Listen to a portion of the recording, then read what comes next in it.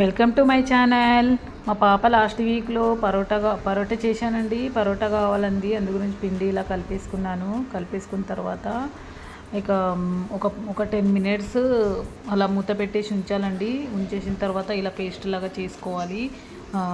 ఇది ఆలుతో చేసుకోవాలండి. పేస్ట్ లాగా ఆలు, ఆనియన్స్, కొత్తిమీర, కరివేపాకు అన్నీ కలిపి చేసుకున్న తర్వాత ఒక పేపరు క్లాత్ వేసిన తర్వాత దానిపైన పిండి చల్లి ఇలా ముద్దలాగా చేసుకొని అప్పుడు ఈ పిండిలోకి కొద్దిగా ఈ ఆలు పేస్ట్ అనేది వేసి ఇలా బాల్ లాగా చేసి మొత్తం మంచిగా చపాతీలాగా చేసుకోవాలండి. చేసుకున్న తర్వాత ఇలా అవుతుంది.